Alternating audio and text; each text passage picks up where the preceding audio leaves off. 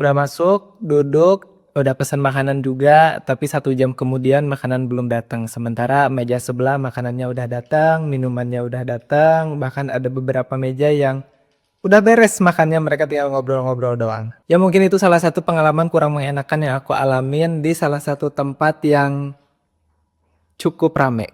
Jadi di suatu siang aku datang ke sana sebelum ramai, sebelum antri, udah dapat tempat duduk, udah disajiin, udah pesan menu, mungkin mereka lupa atau apa dan lain sebagainya, tapi makanannya gak keluar. Bahkan ada beberapa menu yang tidak keluar, anjing padahal udah dipesan. Ya mungkin mereka antara orang depan sama orang kitchen ada miskom sehingga beberapa menu yang dipesan gak keluar, tapi gak apa-apa lah karena itu tidak ditagihkan pas dibayar. Yang aku sayangkan justru kenapa tempat makan seramai itu, seviral itu, dan segede itu kok bisa ada beberapa miss di bagian servisnya. Karena ini juga sebenarnya udah pernah aku sampaikan di beberapa kesalahan marketing yang terjadi di brand bahwa sebelum campaign marketing yang edan-edanan, sebelum pakai selebgram yang edan-edanan juga, alangkah lebih baiknya produk sama servisnya diperbaiki dulu. Anggaplah produknya udah oke, karena pas aku makan pun gak ada komplain di produknya. Tapi bagian servisnya nih yang menurutku masih kurang, mungkin bisa dibenerin lagi.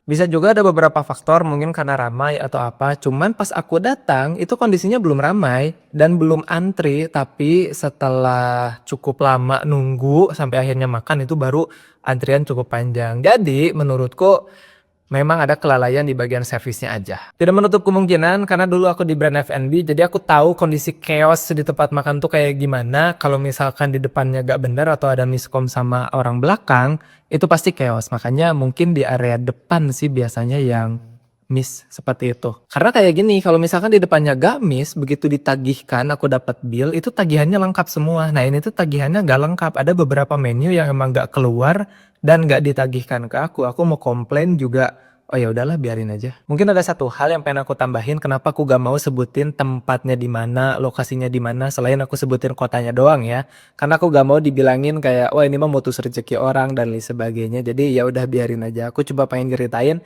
pengalaman gak enak aku makan di salah satu tempat yang gede, viral, dan marketingnya kencang sekali. Sekian.